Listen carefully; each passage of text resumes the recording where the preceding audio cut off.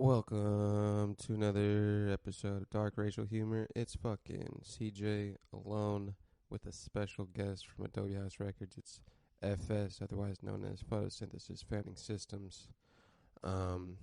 It's a rousing episode about music, about Zionism, and about intersectionalism. Find out.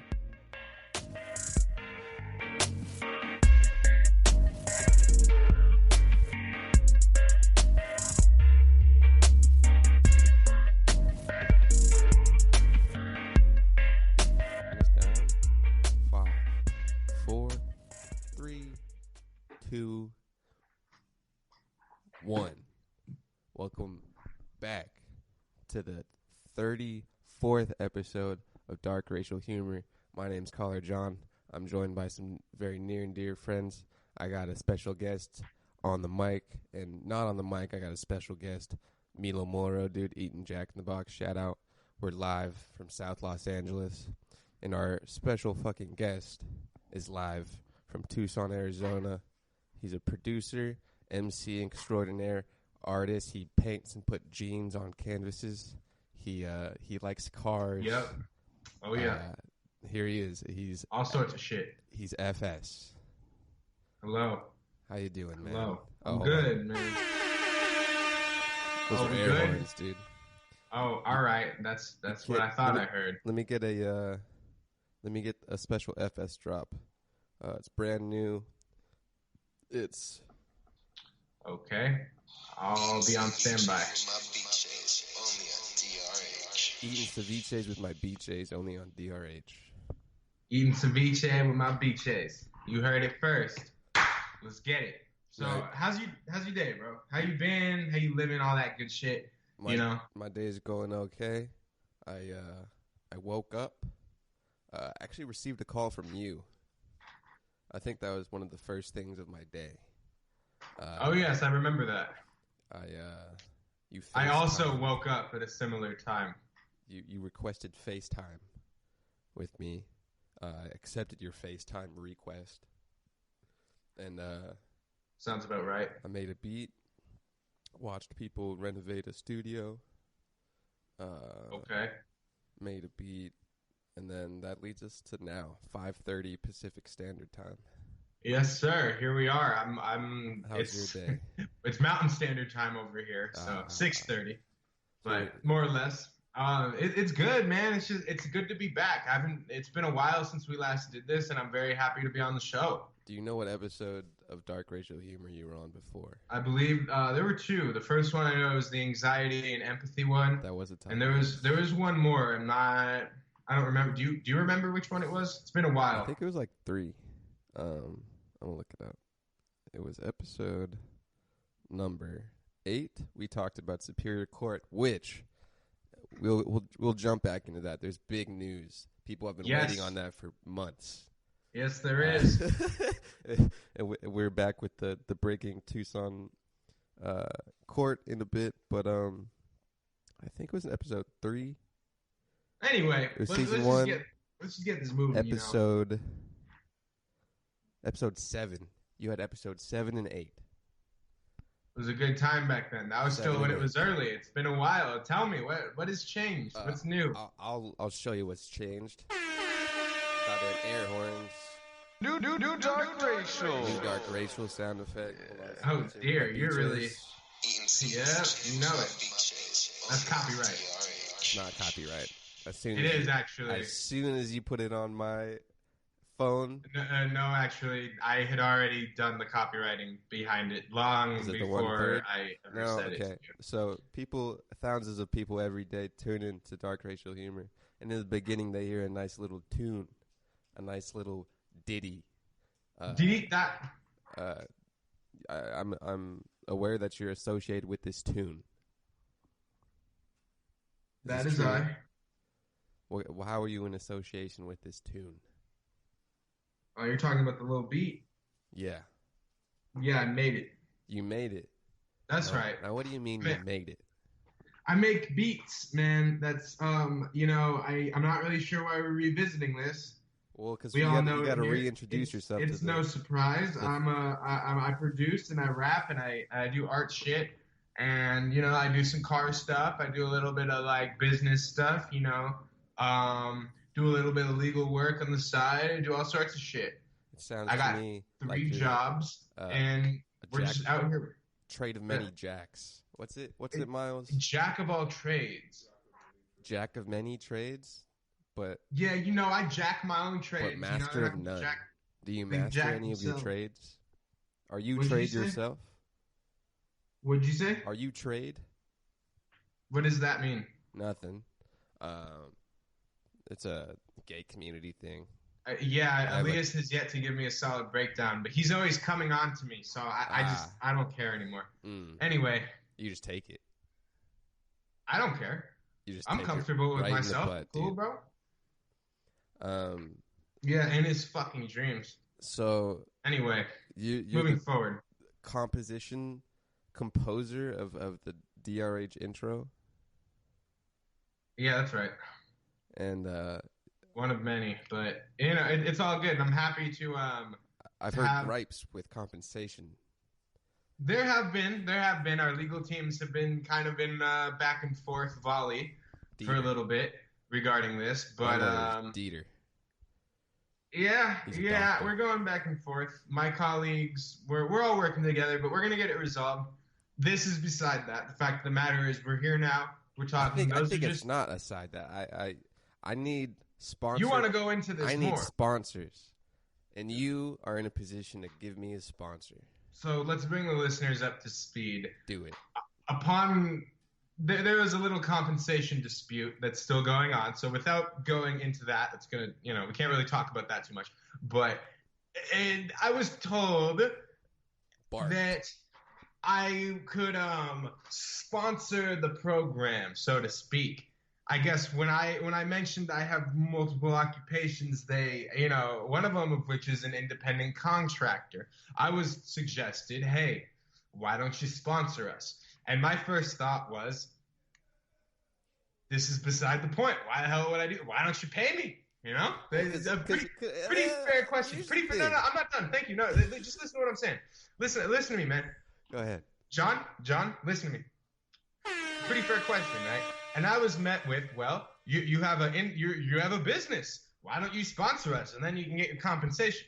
And my issue with that, besides the fact that they were clear-cut clauses that were supposed to be in place to prevent this, and that's why there is a dispute going on, is that that's like answering a question with another question.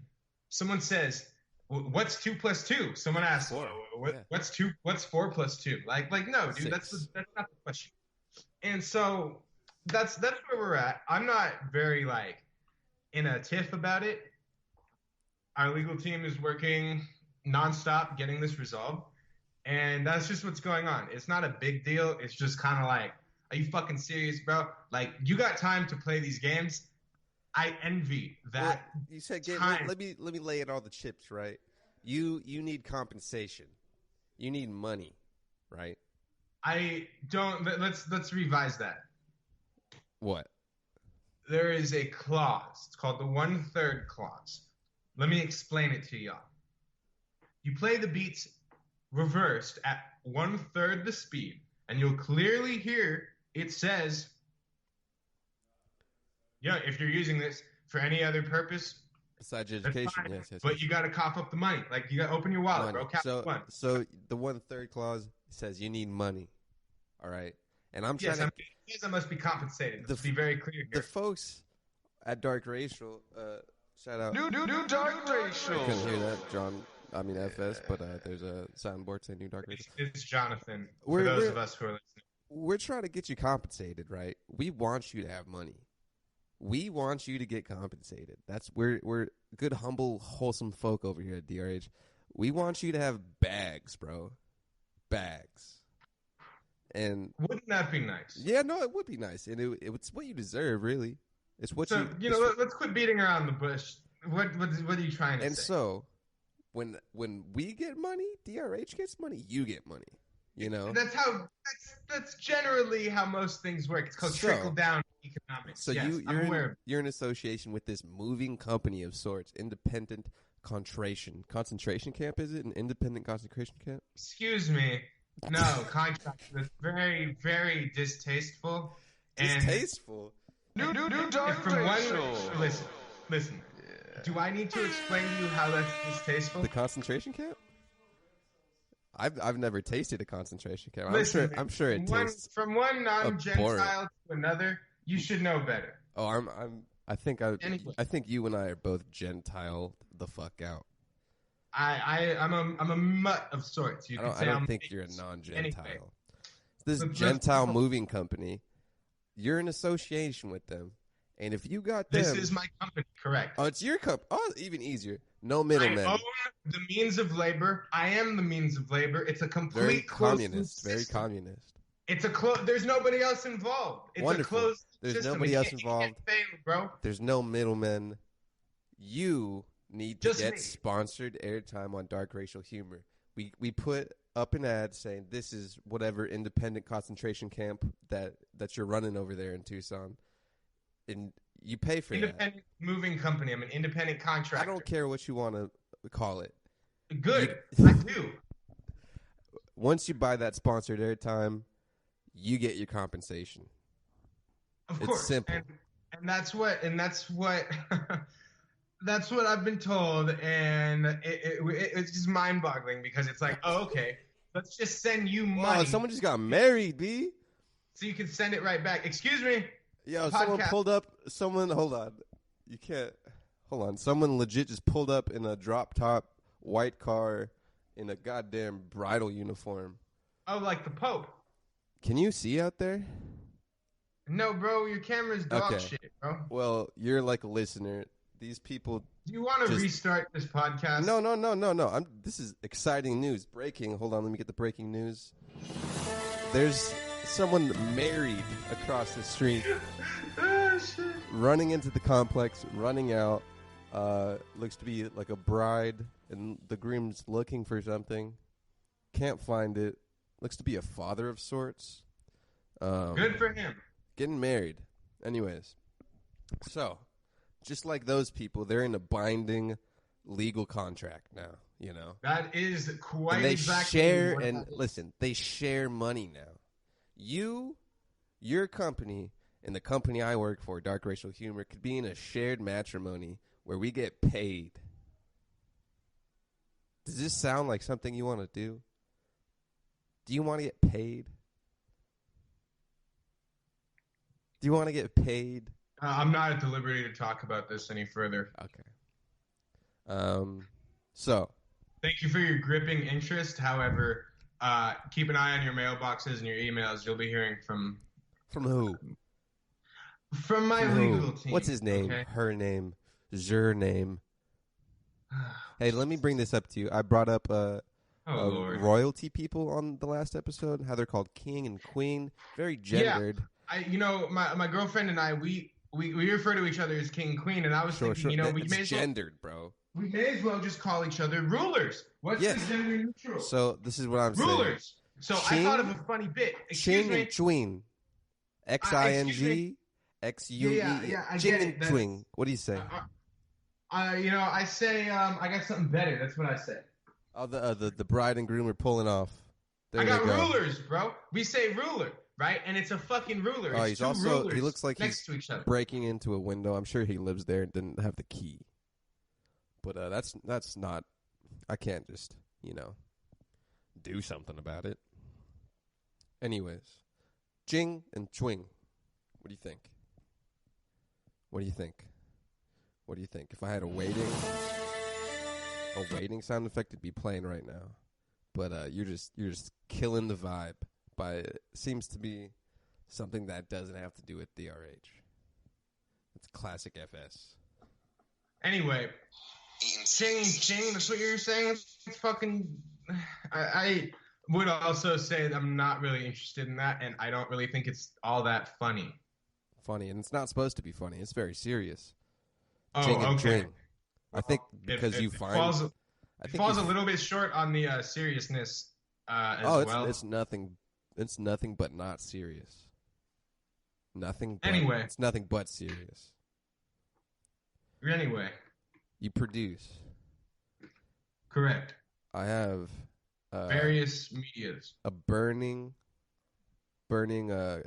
debate of sorts that I wanted to bring up with you. As a producer, you would say you like to create your own sound, if you will. Correct? Something like that. What do you mean something like that? Well, I mean something like that because I don't know where this is going, and as long as I give a vague answer until I know where this is going, no, I want specific answers. This is how conversation. Right, well, guess what, bro? If you give me a specific question, you'll get a specific answer. You give me a vague question, you get a vague answer. Do you try to create a signature FS sound when you produce? I don't try. I do. You do. It happens. It happens. And you sample cassettes and. You sample records. Do you ever try to do the original comp? Excuse me? Original compensation? Composition. You lost me. What are you saying? Is this a question? You record. Adobe House records. Yes. Sure. Basically, you've heard of platforms such as Splice and sounds from Native Instrument that give loops. Even sample packs give loops. Are you aware of this? Yes, Splice is a service, subscription-based service, I believe. Very capitalist. Sure, but it's a subscription-based service where it's you get access to various sounds and stuff that they already give you. Mm-hmm. Well, there's the crux of what I'm getting at, right? Is it? I asked you. It is. You couldn't tell me. So no, it is. Listen I'm up here. Listen up. I'm here when you change your mind. When you get tailored sounds like that, you download a sample pack. You download a Boy Wonder sample pack. You download an FS sample pack from AdobeHouseRecords.com/store. My thinking is what I was thinking that do you or do you not? Are you not forced into a sound box, if you will, by using those? Can you create your own sound texture if you're using And this is a very... Let's unpack this. It's a very loaded question. Let's unpack this. You own a moving company, no? I do indeed. I'm familiar with it. That was an unintentional pun, you could say. So, Splice. You get these samples, and in some ways... depending on your creative capacities, it may be very limited. Sure. If all you know how to do is transpose a sample up and down and put it over quantized drums, it's not going to... It'll either have no sound, or it'll sound like whatever producer or industry person that released it and got it uploaded on the Splice. It'll sound like that. To not say that sounds bad, usually it sounds great. Sometimes it does, that's neither here nor there because there's so many people doing this and it could go either which way, especially with the advent of like the internet and people putting these like how to make beat tutorials and shit. It's cool because I think it's important. It introduces people that otherwise wouldn't know.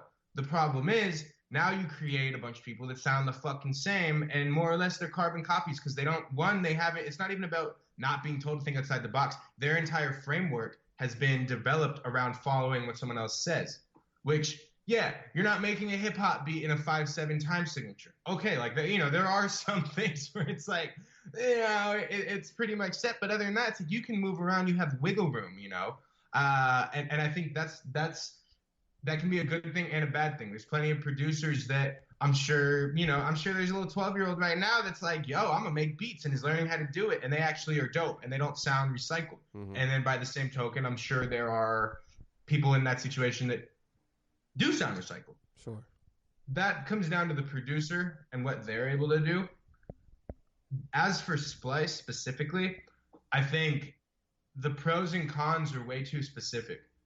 You can't generalize a pro and a con on Splice.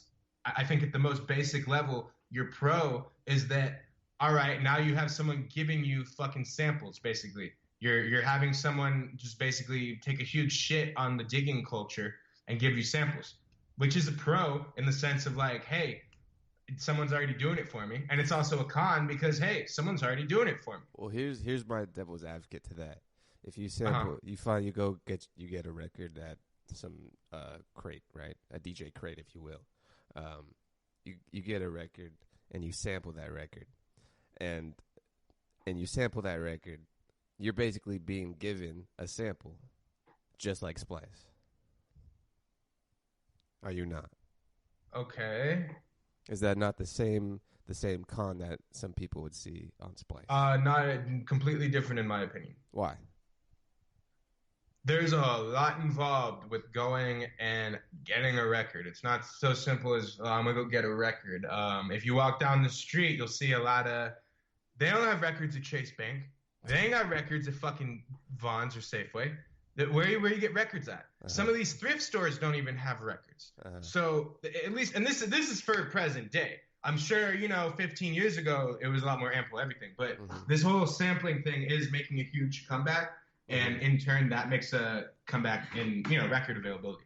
However, the actual problem of getting a record, you have to get that record. It's not something that's just given to you on your computer. That makes a challenge. Touching the actual records. Oh, these grooves are fucked, or oh, this record's warped. Whatever it is, this is useless, right? Whether it's a dope record or whether it's a fucking dud. It's going to be useless. You can feel it. You can feel the texture, the touch. You're holding an artifact rather than your computer holding a bunch of ones and zeros.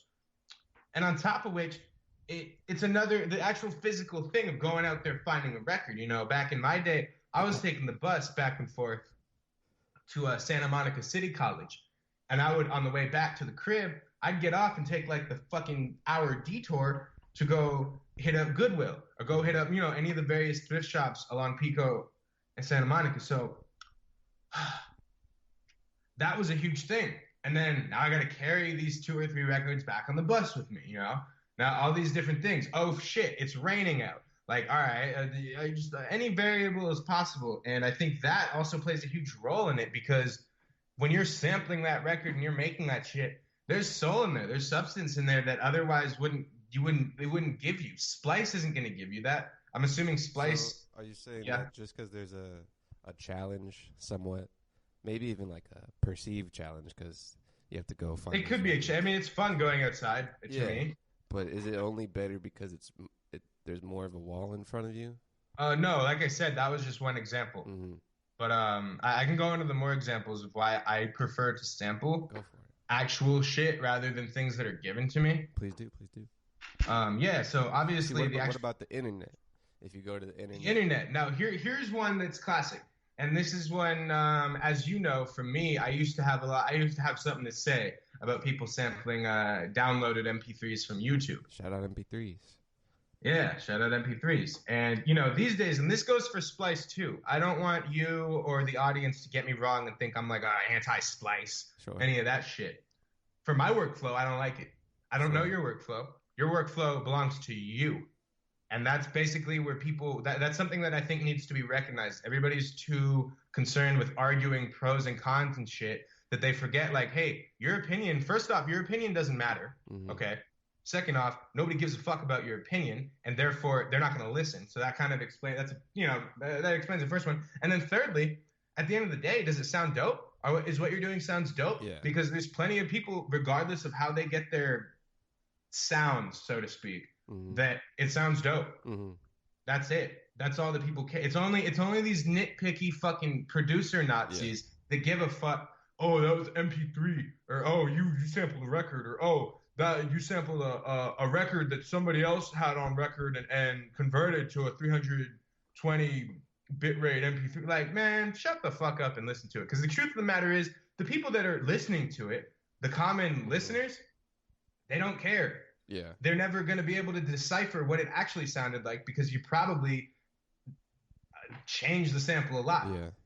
Chances are that, there's a lot of variables to why it doesn't matter. If it sounds good, it sounds good. Yeah. That's the end of it.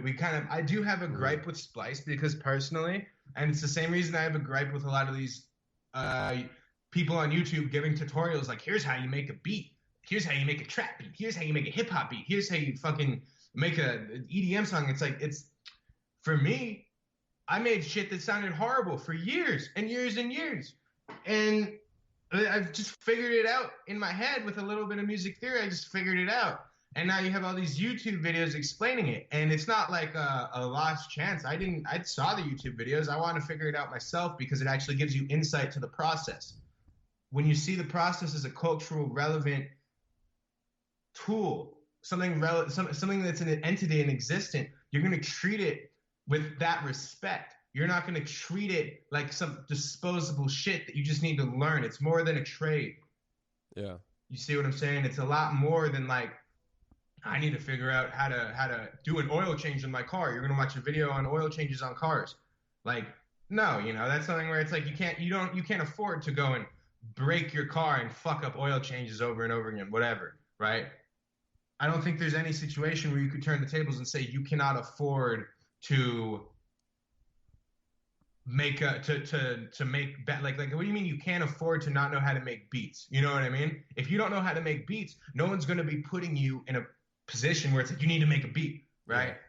So for that reason, I think it's kind of like I think it's better for people to learn how to do it on their own accord, because what happens is you figure out some very key music theory items, and that knowledge never goes away. That knowledge just grows and it keeps kind of transferring to whatever the next thing is. So when you're faced with future challenges, you're going to be just a lot more inclined and more capable to fix it within your own like realm of knowledge, because you already have certain tools and devices. That being said, there's nothing wrong. Again, there's nothing wrong. Nobody actually cares. It's the thing. Everybody, the thing people care about is that they can argue and talk shit because it boosts their own worthless self. But in actuality, nobody cares about the actual topic. People just care about arguing so they can fucking get their little ego boost in their miserable life. Which, it's a little pessimistic dark, or whatever. But like, if you can show me otherwise, then maybe I'll see it. But that's my take on it. You make dope music, you make dope music. That kind of throws out the whole thing I was talking about. Do it like for the culture. Do it for the culture. Don't do it because you want to make beats and fucking be cool. Like, that's the lamest thing ever. And you can see too the people that do that. You can tell the producers or the individuals that are doing something because they, the clout chasers, as it's been called. You can tell that, as opposed to the people that are just like, yo, I like this music, and for whatever reason, I'm going to start making it too because I like it, not because I want to fucking portray some image that isn't me. Because if you look at that's how I see it. That's another thing that I always like. I see a lot of people that are like making beats, and it's like in actuality, like, you don't really make beats because you like music. You make beats because you think it adds to your image. Yeah.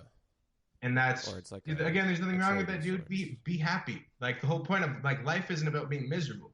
So, don't be miserable, but at the same time, understand the differences and the intent and capacity of your actions. True. Everything comes down to intent and capacity. Why are you doing this, right? What's your intent? And then in what capacity are you doing it? You know what I mean? I think that goes outside of music too. That's with everything. What is your intent with doing this? And in what capacity are you executing this plan or scheme, what have you? Because a plan, all that is just a step of tools that are going to get you your desired outcome. Yeah. So in what capacity are you doing that, and what's your intent? And I think that's the problem, is people go into things with bad intentions, or intentions that just aren't going to help them. Bad, good, like, that's very subjective. But at the end of the day, there's things that are either going to help you, or there's things that are going to work against you. And it's important to keep in mind, like, what is your intention when you're doing something? And that's greatly going to influence a lot of characteristics with whatever that thing is, and or within yourself. That's very true. I think this all came from, I think if you have an intention, that's gonna shine through the sounds that you make. I think innately it does that, whether you want it to or not.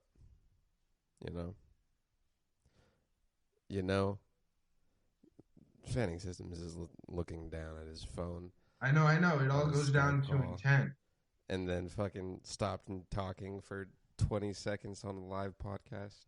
It all goes down Rude. to But to bring it back to the Splice comment, Sure. I don't have anything personal against Splice. If you have a way where you get your samples just funneled directly to you, you like to be spoon-fed, it works for you and your lifestyle, that's cool, dude. Like, do what works for you. It doesn't work for me. And I'm sure as hell not paying for a service like that, even if I had a bunch of disposable. That's fucking... Yeah, I never really thought about that. That shit's annoying as well. I go do it myself, you know. I'll pay for someone to fix my car. You know what I mean? I'll pay for shit that I need, but anything I can do by myself. And this goes back to why I'm an independent contractor. If I can do it myself, why am I going to pay out the ass or be put in a position of disadvantage when I just do it myself? You know, there's plenty of shit I can't do myself, and those are services and goods that I pay for. Nice. That's kind of where like. How's that's just my. What's your you in school still?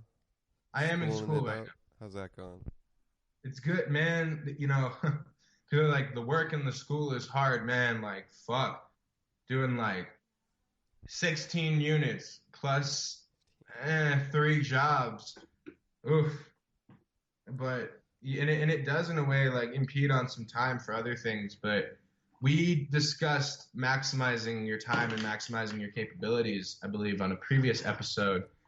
And some of what you said really rubbed off, and it's just all about you gotta move forward. What was the maximize gem, your time? What's that? What was the gem I said? Maximize your time. Something to the extent of like just maximize your capabilities, maximize your time. You have 24 hours in the day. How are you going to spend it? This is true. You just think about that. And for a while, it was like I would think about it, and it was like, oh yeah, well I can allot this much to tomorrow and this much for right now, and which is fine. You got to do what you have to do. Yeah. But once you have more and more, once your list of obligations begins to grow, it forces you to either like fight or flight. This is true. And so make it happen or don't. You got options. That too. How many more years of schooling? Roughly one year left. Rough one. How's the retreat? Do you still tear it up? I can't answer that one. You don't tear it up. Not familiar. Well, breaking news, dude. Because Adobe House, the another subsidiary of this Bart Barker Enterprise, gonna be in Tucson for the Tucson Hip Hop Festival. And yes, we are. We're gonna kill it. We got the live band. Yeah. We got everybody together. It's gonna be very fun. I kind of I forgot about that almost a little bit, dude. Like I forgot Skylar was still in Gray, was still in Arizona and shit. And yeah, I forgot too. Yeah, that's kind of shitty how that works. But I did. Dan Lewis. I need a Lewis drop. I need drops, man. Now, has he been on the show? This? At all? This show? This show? Yeah, this one. No, he has not been on that new dark. That new dark racial. He has not. Could do another little Skype thing. Could do he likes sports. I could talk wrestling with him. We could have a great wrestling podcast. Oh my! I don't think he's that present up to the wrestling world. I think wrestling might be the only topic you guys can grasp at, but that's okay. Better something than nothing, right? Sure. We could grasp at other straws. Yeah, man. Plastic straws, reusable straws. What are you listening to these days? Honestly, it's interesting that you asked that. Oh, okay, well, go ahead. What were you going to say? Why so interesting? I put up a sign in my room, and by sign, I mean I jotted a thought on a piece of paper and thumbtacked it to my wall. Mm-hmm. And it had a couple of things written on it, and one of the things was go back to past for influences. Sure. So what I've done is just that. Why not go to the future for influences? What's that? Why not go to the future for influences? I was thinking more so look back at the past for the things that you really fucked with that will revitalize certain neural circuits.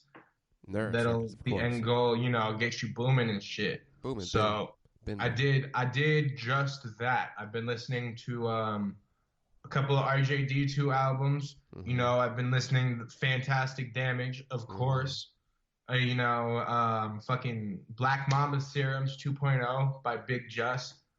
Sure. Mr. Liff. I Phantom, Emergency Rations, man. Sleepyheads 1, 2, and 3. All of that shit that I used to bump back in the day. Blockhead, music by Cave Light. Yes, sir. Mostly Def Jux related things because that's really that's the bloodline. That's what latched onto me at a very young age. The impressionable years. Yeah, so it's a mixture of that mixed with someone took my 50 Cent The Massacre CD out of my car. Not too pleased with that. Speaking of cars and music in the car. Dude, I should listen to some 50 Cent. Yeah, car. What about cars? I should listen to some 50 Cent. Yeah, 50 sure. Cent was one of the makers of rap songs that got me. He for sure yeah. But speaking another, also just going back and listening to the greats, man. I've been bumping a lot of Nas, a lot of Raekwon, sure, a lot of Mobb Deep, sure. So, just kind of going back to the past, the greats. When do you listen? When what setting and time do you listen to music? All the time. All the time. I either have it's either I'm out and about and I have my headphones in. Okay. I'm either in the car, listening to music in the car. If I'm at home, I'm making music. Just kind of it kind of just surrounds us. It's that never-ending essence that just stays on you. Make music, made mocha. I think you might have even brought that up on episode 7 and 8. Well, what did you say? Mocha. What about mocha? What is it? I think last time you were on the podcast, you might have been in the midst of making it. Oh, yes, that makes sense. Maybe. I know time-wise, I believe. Yeah, that would have lined up. Yeah, so Mocha is my so-so debut hip-hop album with actual raps. Sure. I have quite the catalog of beat tapes. This was a collectivization of some raps that I had. Initially, I had another project that was set to release December of 2017. What was that? It didn't have a name. It was just something that was set to release. And what started to happen was I realized too many of the songs, it wasn't cohesive. It didn't follow back to back. It didn't even sound like, this is it just sounded like you threw a bunch of shit from different time periods onto something. And my thing is, if you're going to put effort into something, you got to make it good. Why am I going to put effort into something just to do something that's mediocre? I'd rather wait it out and make something that's good. A lot of people will stress quantity over quality. Well, guess what? The only people that do that successfully have both quality and quantity. It's true. Plenty of people with 60, 50, 70, 90, 100 plus tapes, albums, whatever it is, and they're all quality. I was thinking about that recently, because the more, especially if you're not a fucking dunce, the more if you do goddamn 90 mixtapes, at the end of the 90th one, you'll probably have a solid mixtape. And I think that with quantity, you build quality. Builds quality. This is true. Somewhat development, not trash. It's a development. Yeah. It's the development, and I think that's not wrong. For me personally, my situation, it was all right, are you going to do all this, or are you just going to go forward with the stuff that does kind of nicely match up? Yeah. And, I had to drop a couple things off, and it was completely worth it. Completely worth it. Nice. So Mocha is just a collection of seven tracks, ranging from, talking about there's social commentary, there's talking about, just a young adolescent shit. Mm-hmm. You got Anything, anything ranging from, drugs to just life to just challenges that we all face. Everything, cars, basically, what I like to hear is identifiable. Mm-hmm. I like identifiable. I like with something. The masses, with you, with who? What? With the masses, with who? Just when I listen to music, not necessarily music in general, but the content, the material that I'm listening to. Mm-hmm. I like something I can hear and be like, oh, I went through that, or oh, like shit, I know all about, just some identifiable things that are identifiable. And so, what I said to a lot of it, when you're listening to it, it's identifiable. There's broad, general identifiable references and just things, for lack of a better word. And then there's very niche references. Sure. Either of which, they're all identifiable, if you know what I'm talking about. They're words. And we have we got production is I got one Danish Fazy of Adobe House Records. I produced one beat. Cryptic One of Adam's Family. You got 2 Bishop. Which was which was Cryptic One of Adam's Family, which was also another beat, and then the rest of the 4 beats were all made by you, actually. And that's for a grand total of 7. So the project was really good, and I kind of broke down each song and everything in an Instagram live not too long ago. And I'm more than happy to do it again. But Mocha was just that, man. Mocha was a very fun project that people listen to and they hear and they crack a smile, because it's like that. It's something that makes you smile. A lot of people haven't been made smile in a long time. This is true. And that really gives them something different to walk away from. Why do you say I think that? that's what. Why do I say what? The smile bit. That's true. You hear something you like that really resonates with you. No. You're gonna show some sort of animation. The people haven't been made smile in a minute. A lot of people haven't, because the problem is you hear the same exact shit. Becomes boring. Repetitive, boring. Well, either way, it becomes boring, and what ends up happening is they need something else. And when they're deprived of that something else for so long, it just the depravity level is just you become a fucking just depraved, your ears are corrupted and it's fucked, and you need some sort of audio, some audible medicine to bring you back. And I think Mocha does just that. It's kind of like it's like a healthy diet. Sure. Basically, is how I put it. My description of Mocha, my personal description. Please. It's the produce section of the hip hop grocery store. I remember this. Yes. It's the produce section. Fruits and vegetables and shit. Yeah. Healthy stuff. Life. It's life. It's fruitful. Sure. It's colorful. It's vibrant. It's fresh, most of all. And that was something that I had. That's what I like, man. I can't bring myself to make just this fuck what the masses like, yo. Mm-hmm. The masses like what they like because it's the easiest thing that they can get pimped off of for listening and living. True. So great. Like, if you want to be pimped by your ears and fall into that, then that's fine. I think what was that? I think that's somewhat wrong as well. I think it's right because that is what happens, but I think to touch a lot of people, it has to be somewhat emotionally or just like organically in your head. The sounds, they have to be palatable. In which like sense? Because like it has to be like it has to be something that people are going to listen to. But I think most people that are hip hop heads are going to enjoy actual hip hop that's original and coming correct and having good content, rather than some repetitive shit that is really just a carbon copy of the popular sound that labels and big corporations have been pushing into the ears of youth. It's true.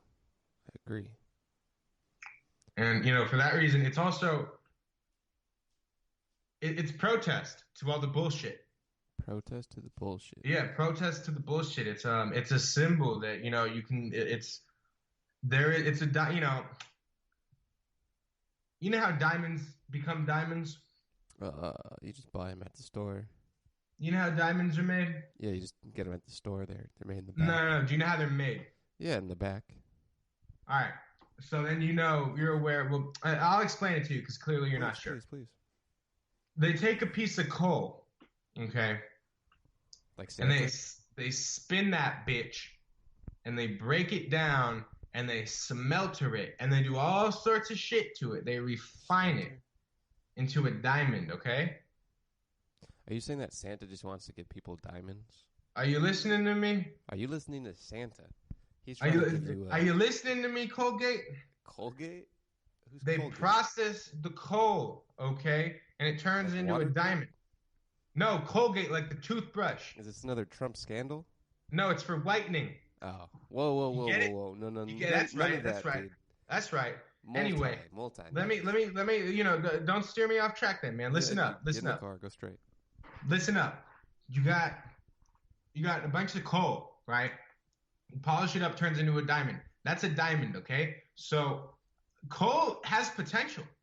Not all, coal generally is not used to make diamonds. It's used to fucking make energy, okay? So with that, it's the same analogy to people. You got a bunch of people, okay? And they have the potential, okay? They have the potential, but they don't use their potential. They don't use their potential for that. What do they do it for?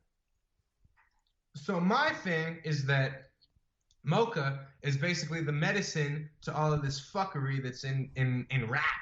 Because in hip-hop, in actual hip-hop, where it sticks to the culture, and it's one, not a bastardization of hip-hop, and it's two, it's not rap, is that actual hip-hop doesn't need that sort of revitalization. It's very much so alive, and that's why I get so irritated when people make senseless comments, well, hip-hop's dead and shit. It's like, no. You've lost your will to explore, and that's why you're saying that. When in actuality, dude, hip-hop's very much alive. It's blanketed and covered up in a bunch of shitty rap music.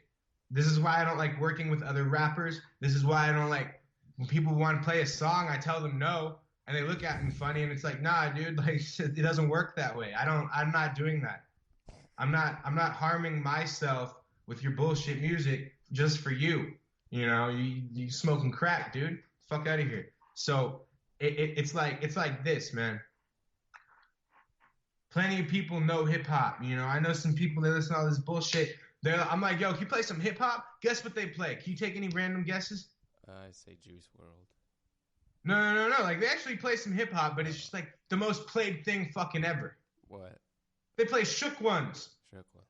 You know what I'm saying? It's like, bro, like you only know this song because you watch 8 Mile. Like, get the like, there's nothing wrong with that. Like, at least you know one Mobb Deep song. And shout outs to Mobb Deep, R.I.P. Prodigy. But like, it's just like, bro, what the fuck? Like, let me put you on, man. Let me show you some shit, bro. Let me sit you down. Let me show you some things, man. And I think that I show them plenty of shit. I show them shit they didn't even know about. I show them shit. They're text messaging me the next day. Hey, yo, what was that one song you played, dog? Like, all that shit. And it brings a smile to my face because they want to know. And that, to me, shows me that, yo, you actually fuck with this shit. You're not just trying to fucking show somebody else some shit. You know what I mean? You actually fuck with the music. And that, to me, is so goddamn important. And I think a lot that could happen is if we could turn the tables on these major labels and get them to start fucking with. No, I know, bro. Don't you start with me, bro. I'm a rapper. I rap, bro. This is what I do. I put words together. But I'm also a hip hop person, bro. It's more than rap. It's deeper than rap. Okay, this is hip hop, B. Like, I don't know what way to put it. It's crazy, bro. I tell people because both of my parents came up in a time in a location where hip hop was it was at its roots. It was in its nurturing phase, bro. My mom in the late 70s, early 80s, New York City. She lived in Bayonne, right? But her and her brothers all went across the river into Manhattan, okay, into the village and shit. All right, yeah, in the 1520 Sedgwick Avenue up in the Bronx, bro. What was happening? Hip hop, B, fucking hip hop. Then on my pop's side, in the fucking late 80s, early 90s, where is he at? He's in Los Angeles. Oh my God, man. Oh my God. Like hip hop, bro. And these two people were around in places where hip hop was popping. Here's the catch, though. What? Here's the catch. What's the catch? My dad was a metalhead. My mom was into the Grateful Dead. Okay, so neither of them really fucked with hip hop. But guess what? Seeped into them. It's fucking something, bro. Because that shit passed into me, and now I'm out here fucking doing my goddamn thing. And I know for a motherfucking fact. I was born 20 years late. And I always told people this, but you know what? That's when my mindset changed, and I realized, yeah, that's a goddamn falsification. You know, such thing as being born 20 years late. Yeah, you happen to be born at a time where like everyone's fucking stupid. You know what I'm saying? And everyone's their brain is being washed by major labels. But the fact of the matter is, yo, this shit's still alive. This shit's still alive and well, and I'm right here doing my thing. And Mocha carries through that sort of tradition of styles. You know, quick wit, you know what I'm saying? Fucking bringing together life, something that's a new sound, something that makes you turn over. Oh, what was that? Oh, like, damn, that was sharp. Oh, something that's captivating, something you want to listen to. And that ultimately, that brings joy to me. And this isn't to talk shit on other rappers, you know what I'm saying? Like, this isn't to throw shade around at people, whether they deserve it or not, doesn't make a difference. The fact of the matter is, this is about Mocha. This is about what Mocha sets out to do. Mocha does not set out to create a marginal, like, you know, it doesn't set out to be like, oh, you're inferior, you know, none of that shit. It sets out to revitalize hip hop heads that have just had their essence sucked out of them by bullshit. And I think that I'm very passionate about this because, man, life is important. Sure. Life is precious, it's very valuable, and it's not exactly easy. No. Not easy to do, not easy to make, not easy to get here, right? So, and it's not easy that you're you. 1 in a billion, 1 in like 6 billion. The world only has like 8 billion people in it. So you're telling me it's a 1 in 10 billion chance that you're you? Damn, son, you really got the odds against you. So it's so important that you take this life and you fucking enjoy it, but you enjoy it in a responsible, productive way that's nurturing, you know? So, and that's where the music thing comes in, man.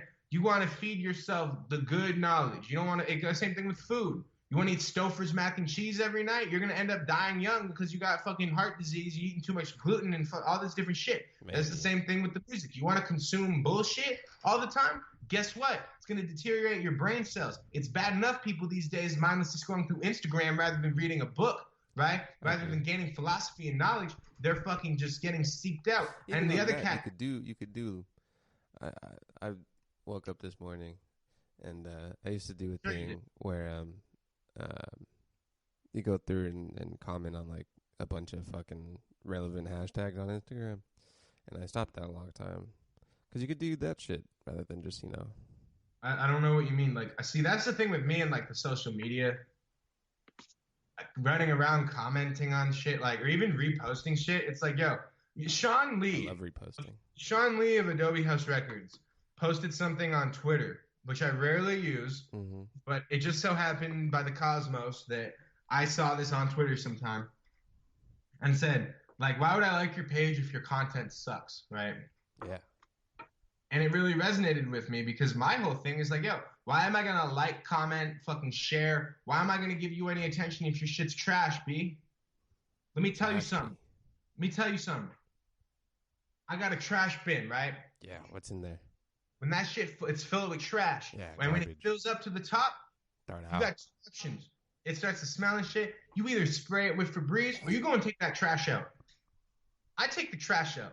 I don't deal with the trash in any other way that's not productive. Okay, you following me? I'm right behind you like a conga line. Good. Very good. So that's kind of how I am with the music thing. I'm not going to your show, B. You fucking suck. It's not a thing about European. People say the most outlandish shit. You're a hater or this and that. It's like it's a bad thing. You're calling me a hater and I'm supposed to feel bad because you fucking suck and I'm not going to support it? First off, yeah, I'm an asshole. Whatever. But like, man, shit. If your content sucks, B, someone you're not like who. It's fake love, you know. Fake love isn't right. I'd rather show you what's real. I show you love when love is there. If your content's trash, then I'm not reposting it. I'm not fucking with it. Like I see people repost shit and try to support shit, and I can't be interested in this. Yeah. It does nothing for me, and I think that there's nothing wrong with that. However, it does sometimes. It gets people in their feelings sometimes because shit. Why wouldn't it? Sure. If that makes any sense. I don't know. That's just me though in the content. I'm also like, again, man, what do you make of all that? Like, of what? just the whole like sharing and hyping people up and gassing people up when it's like in actuality, like, I don't care about you, but your content social or stuff. physical? It could be on social media. It could be something as much as going to a show that you feel obligated to attend, even though you don't like the shit. I don't feel obligated to do anything unless I like it. If I don't fuck with something, I'm not gonna go. Okay. I don't think I would.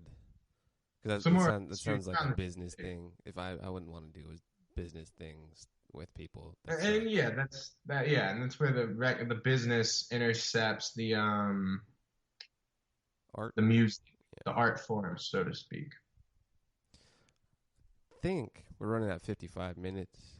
If you want to keep going, we can. If you don't, we don't have to. All right, let's go. Shit. I got a lot of content to share with. So I think that's the thing with hip hop, man, is that it's there, it's alive. You just got to look for it. You got to be willing to step out of the box that these major labels have painted for you. The major labels put you in a stable, feed you fucking bullshit, right? Oh, yeah, your life becomes a fable, whatever, you know. But it's like, I think it's important to break free from those chains, bro. It's liberation. Cave. It's the allegory of the cave, and somewhat, you and all your peers listen to trash. Who's gonna open that? Who's gonna go in there? What's that? Have you listened to Defender? Oh shit! I've been meaning to. It's. I just pulled it up on my Spotify. It's 30 minutes. Sky Pimp record music. It's interesting. You know what? I do some work at Fat Beats. It's crazy to see how much fucking music there is, dude. They got a whole lot, huh? It's just a whole lot of music, man. And a lot of it doesn't sell, and then it goes on sale. No, it just fucking gets bought by people like them that they try to sell. I guess I don't even know how. I really don't know how to make a bottom line. I guess people try to keep the record, the vinyl platform alive. It's also pretty expensive, the new records. Very. And it's also kind of like, it's one of these things where it's very niche. Like, yeah. Most people don't even want a CD, let alone a fucking record. But some people want like a 2014 band on vinyl. Yeah, like, it's like, which is cool, man, though. Yeah. I think it's pretty niche. But see, here's the thing. Like, I mean, I guess certain groups, they have that thing, like, people, it sells. Yeah.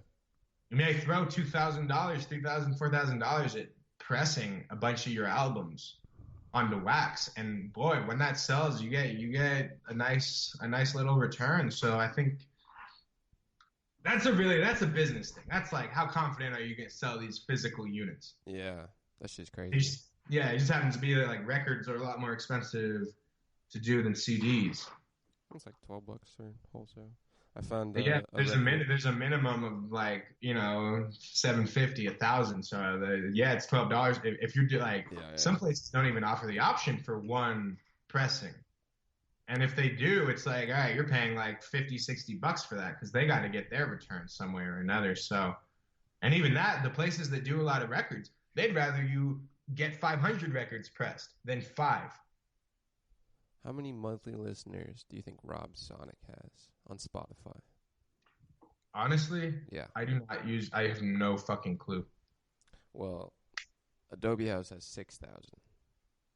Yeah, very good. How much do you think Rob Sonic has? I'll tell you. 26,000.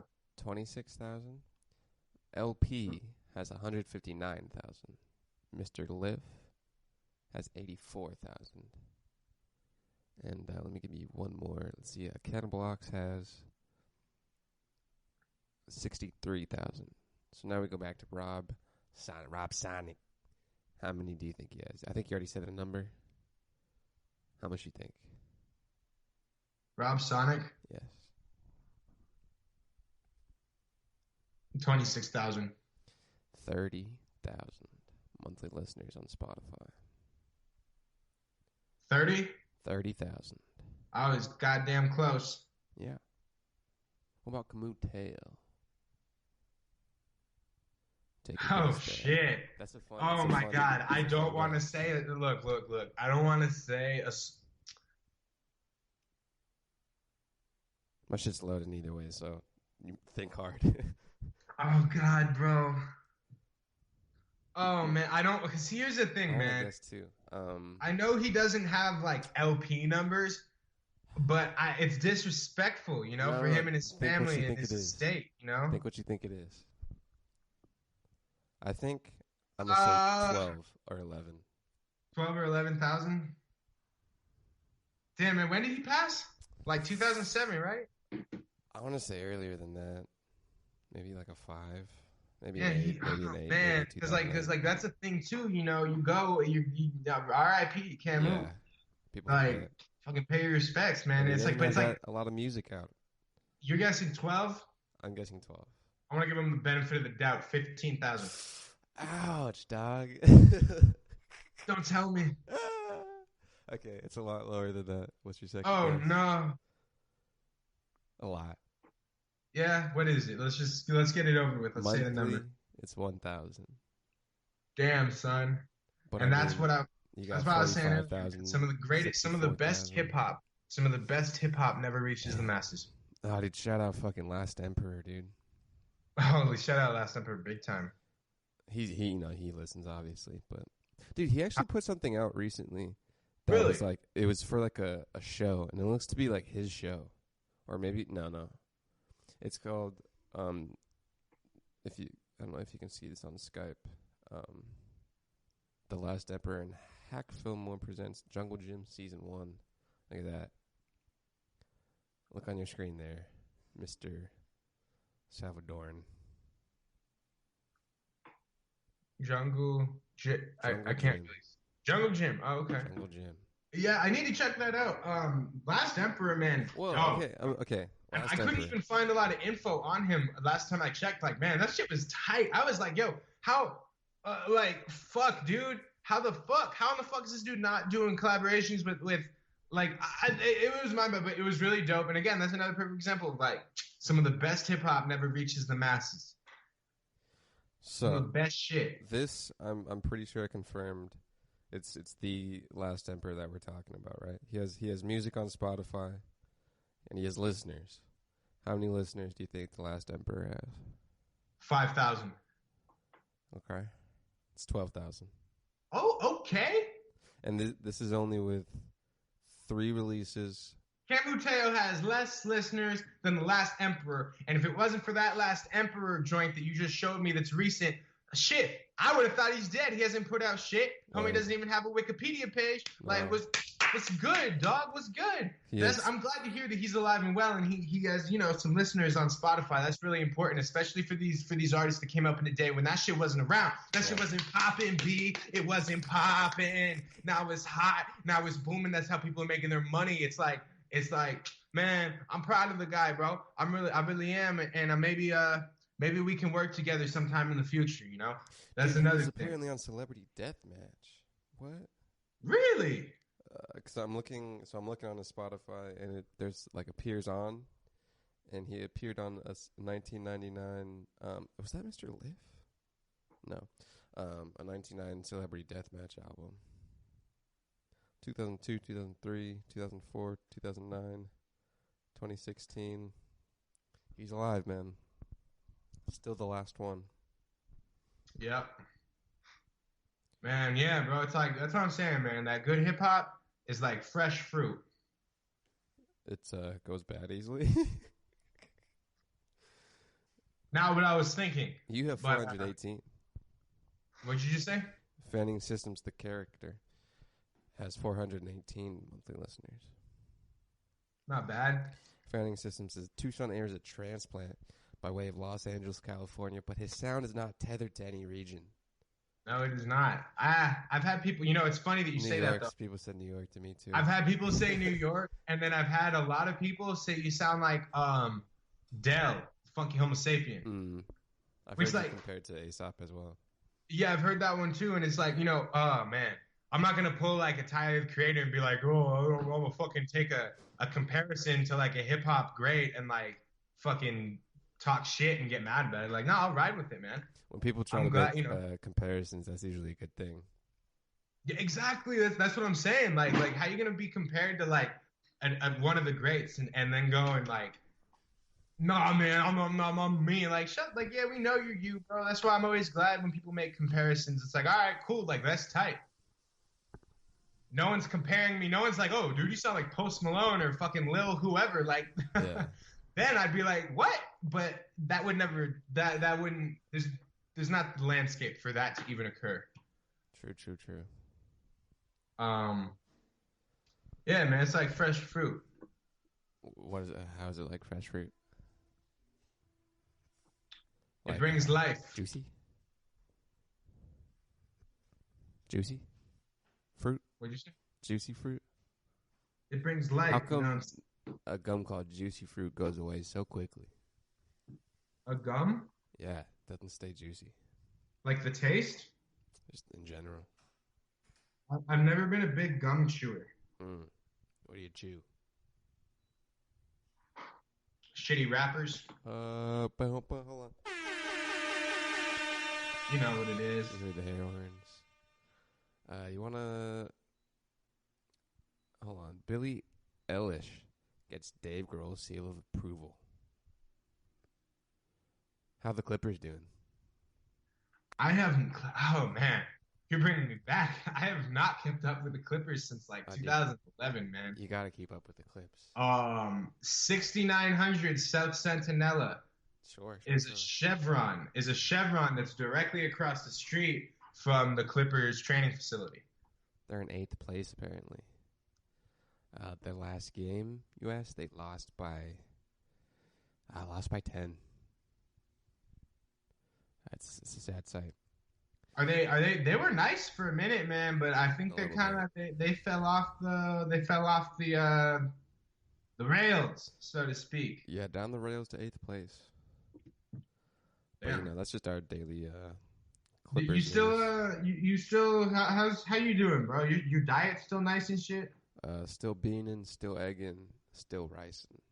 Right on. Not the poison ricing.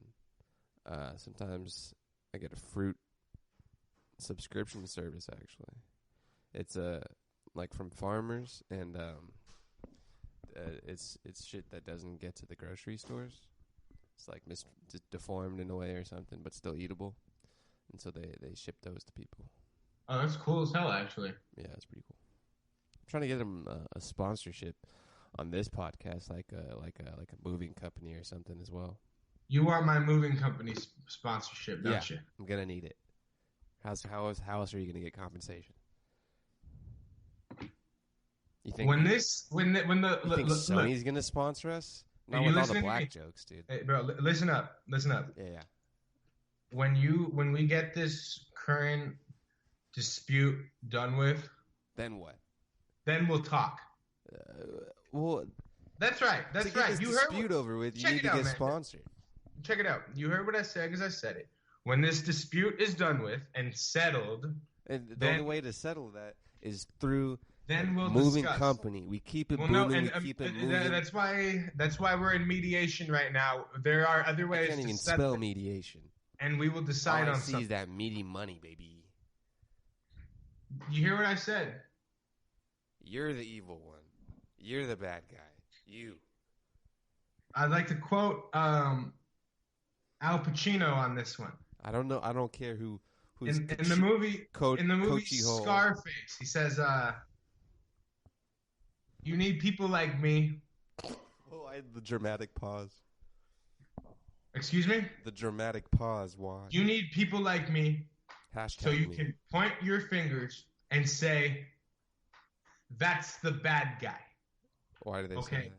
It's followed by, "Well, say goodnight to the bad guy." He was Okay? drunk, dude. He was faded. So if you want to call me the bad guy, yeah.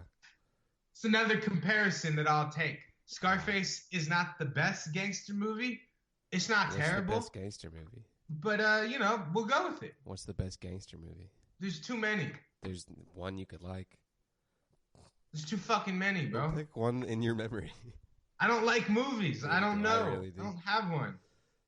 I liked Belly because it had Nas and DMX, and I liked Nas and DMX, but that story had a bunch of holes in it. Apparently DMX wasn't popular before Belly. Yeah, I think that was right. What was that, 97, 99, somewhere in there? I'll when get it the producer to check on that, dude. I don't know. No, see, I fucked with Belly because it was you got Nas and DMX. Nas wrote it. Cover, bro. But bro, the lighting, everything was dope, but the story had so many holes in it. I was like, man, can't watch shit. New Jack City was another one. I don't know. New Jack City had Chris Rock and Ice-T and a couple other fools in it. New Jack City was good, bro, but it was a little too long. It was like, all right, and it's also dude, it's 2020. Listen, check it. New Jack City came out a minute ago, okay? I like that whole crack era and shit isn't something that I'm like, it's not there for me personally. So watching it, it was like, all right, this is a good movie. There's some cool references and shit, but it doesn't do it. You know what I'm saying? His name was Buns. Yeah. And Sincere. And that was Nas. The movie had a lot of holes, including the names. It had a lot of plot line, just fucking big dog holes. Films.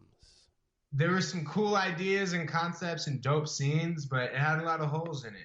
Scarface, people actually did not like Scarface when it came out. Much like a lot of cult classics. Yeah, and then they get big afterwards. Adobe House Records. .com. So, and I think, and that relates back to the music thing, is what I've always said is, you know what? Sleep on me now. Your kids are going to be into my music later. Sleep on me now, get a good rest, because your kids are going to be into this shit later on. You know what I'm saying? And so it's like, that's how I see it too, man. The reception may not be big now, but are you saying dark racial humor doesn't have a booming audience? In 10 years from now, if I got the youth, if I got some 16-year-old kid bumping my shit 10 years from now, you know what? I'm glad. My job is done. I did something for the culture, for the community, and most of all for the youth. Because that's my problem with a lot of these rappers and people, is that the influence. A lot of these rappers are okay, let's take it for example. The drug addict rappers. Yeah. I don't give a fuck that you need a doctor to come administer you vitamins once a month because you're so fucking depleted and drained. I don't care that you just do I don't really care what you do in your personal time, right? Same thing with Kanye. I don't care what your political beliefs are. I really don't, right? That's the beautiful thing. I believe what you want. You can believe what you want. The problem is this: when you have a huge sphere of influence, that becomes dangerous. You have to be responsible with your shit and understand that you're steering the youth in a certain way. And also to see the youth are more than fans. The youth are this world's future. Mm-hmm. It's irresponsible to be planting bullshit and corrupting the youth, especially when they can't think for themselves and shit. It's irresponsible. You're either going to put them in it's just the list goes on what could happen, but that's my gripe with a lot of these big rappers that have a lot of influence that may not realize that they have a lot of influence and go and do and say and promote and endorse dumb, harmful shit. It's very destructive to the youth. I could give a fuck what you do, what you think. That stuff really is nobody's business but your own.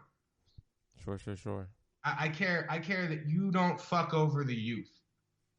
Nice. Because they don't know any better, man. Especially you're young, you're dumb, you full of cum, you already got other shit going on in your life. And then what? You're introduced some more bullshit by somebody it's just not good, bro. It's not good. And that's my problem with a lot of these artists is that it's beyond the music, bro, because you got to keep in mind, it's all political. It's all a social thing. And I don't like seeing people being steered in the wrong direction. You know what I'm saying? That's like you're 14 and the neighborhood crackhead's always trying to get you to fucking do things. So I was like, bro, that's a fucking bad influence. Stay the hell away. You know what I'm saying? That's my problem with it. And I'm sure, there's people that agree and I'd love to debate on it. And there's good reasons for disagreeing. But at the end of the day, there's the one thing you cannot disagree or challenge is that there are people that are very, very influential, like the Jews, and they need to be a lot more conscious about what they're doing and how it affects the youth. Like the Jews. Because, what's that? Like the Jews. Excuse me? The Jews. The Jews or the Zionists? Both.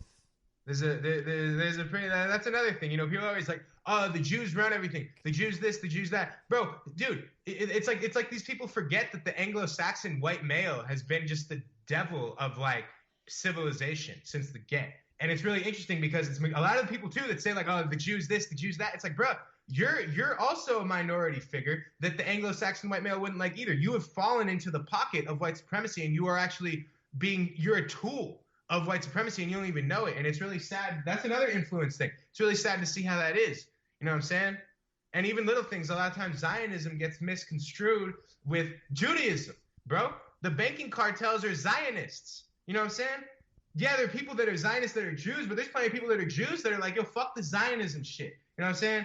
There's plenty of fucking Jews that are staying in the projects that are broke and shit. You know what I'm saying?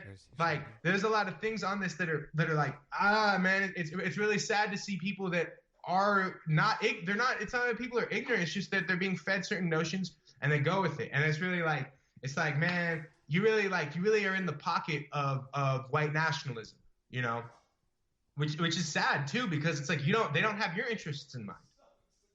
You know what I'm saying? Mm-hmm. Even quite frankly, white nationalism, they don't have the interests. White supremacy doesn't have the interests of fucking Billy Bob in the trailer park. Billy Bob. They don't have his interests either. You know what I'm saying? It comes down to like the elite and the money, and that's the thing. It's all about money. People want to make it about racism and shit, which there is a lot of racism.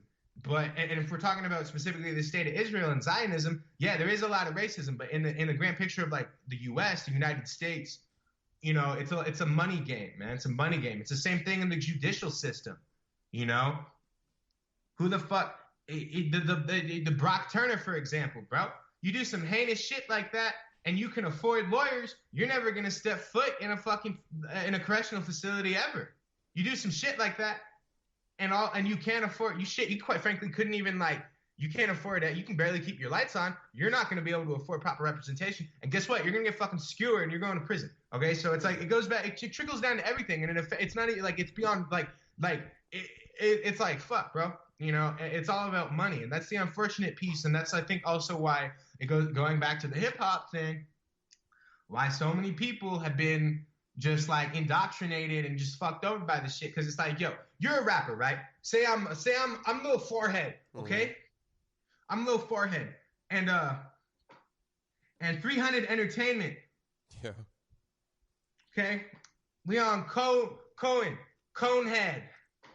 He offers me a deal, right? Who's Conehead? And I have to do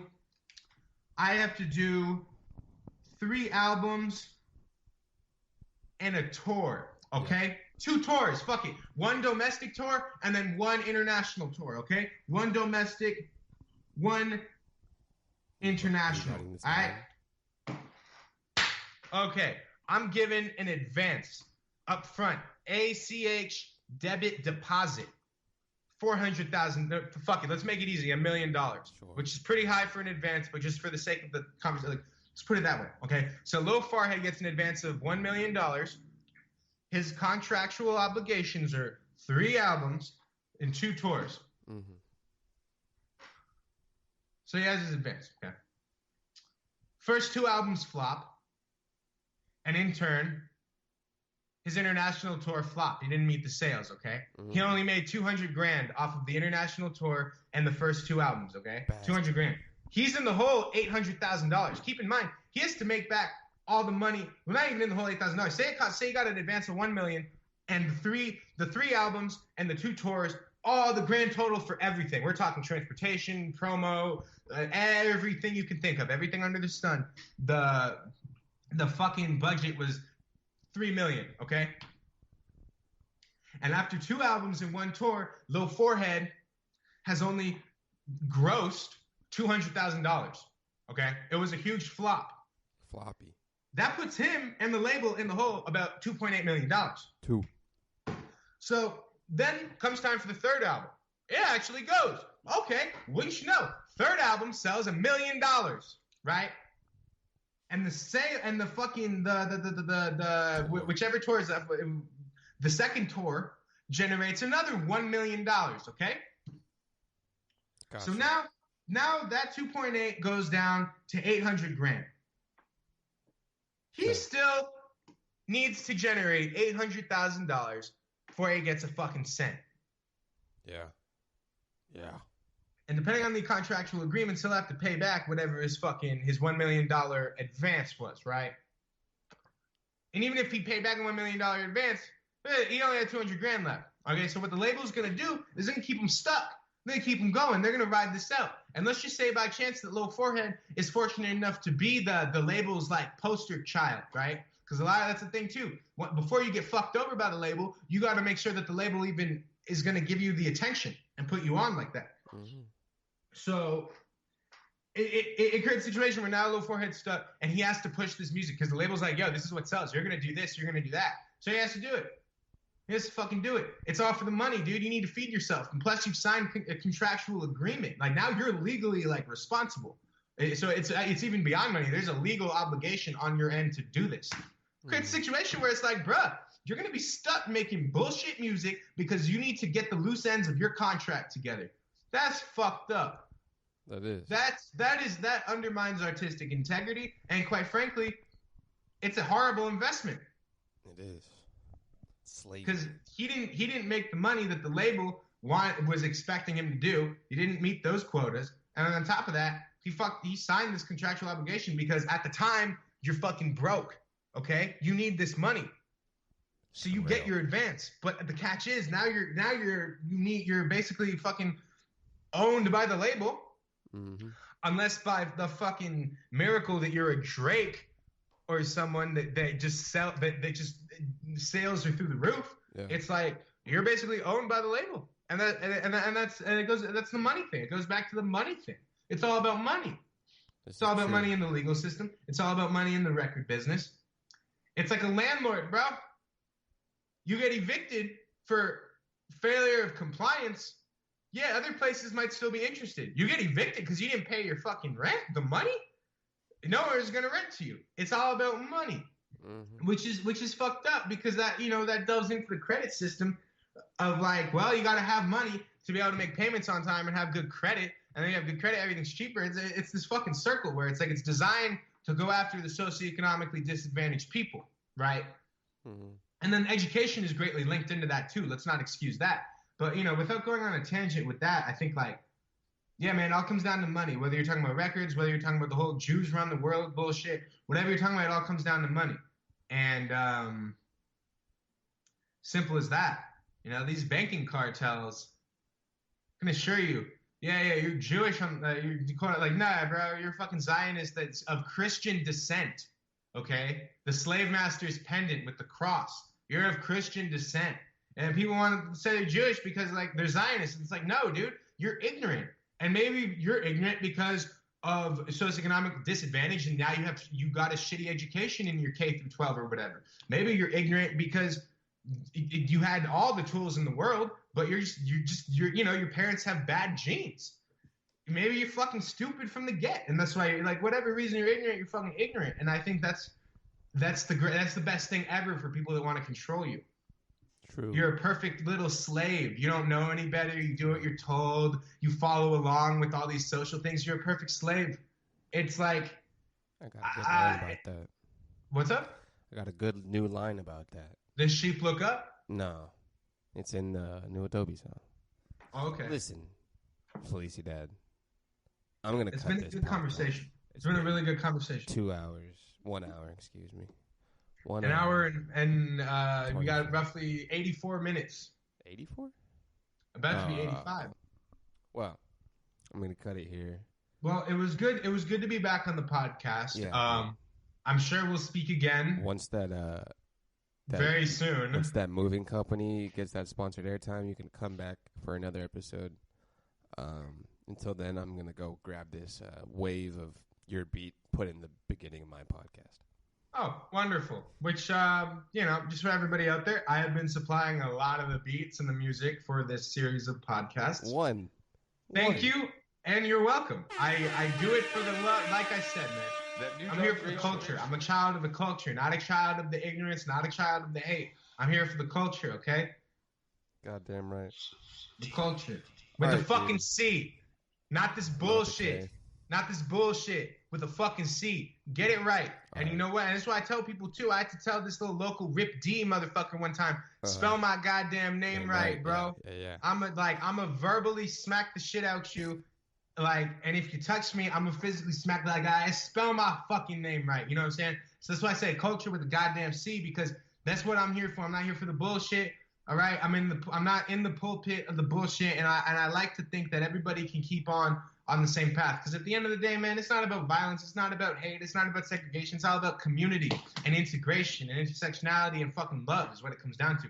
And that's what people are lacking, is love. It's paradise, bro.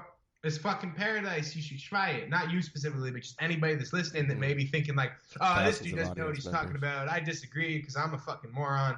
You know, it's about love, man. And maybe for some people it's not. It's all about intention. For me, it's about love, bro. It's for the love of the art, for the love of the culture. Goddamn right. Goddamn right. Hey, thank you for having me on. Thank you for having me on your show, man. Yes. It's good to be back. I see you guys are making great. The progress is beautiful. I bask from ear to ear with a big old smile when I see those numbers, man. You guys are doing really good, and I'm happy for you. I remember when this was starting out. You know what I'm saying? Who knew that it would go like this? I'm incredibly proud of you and Bonjen and everything that you're doing with this podcast. Anybody else that's in the background? I know Mr. Miles was somewhere around. I saw Barker. I'm by myself. Barker stopped in real quick. Yeah. Everybody, man. We're here for the culture. I'm proud of everybody. You know what I'm saying? I like to give a quick shout out. to Felicidad Salvador. I like to give a quick shout out to Fanning Systems. I like to give a quick shout out photosynthesis, forensic sciences. You know what I'm saying? I like to give a shout out to Ephemeral Steez. I like to shout out to Adobe. Shout out Cryptic One. What else do we have here? You know. Shout out to everybody, man, that's putting in work and doing it for the love of shit. And word to me. Okay. I just did a sick FS drop that fucking aligned perfectly with that. So I'm gonna cut it here, man. Beautiful. All right, I'm gonna talk to you very soon, my guy. Good day, soon. Hopefully I don't see you in court and we can solve this on mediation. Thanks for But believe me,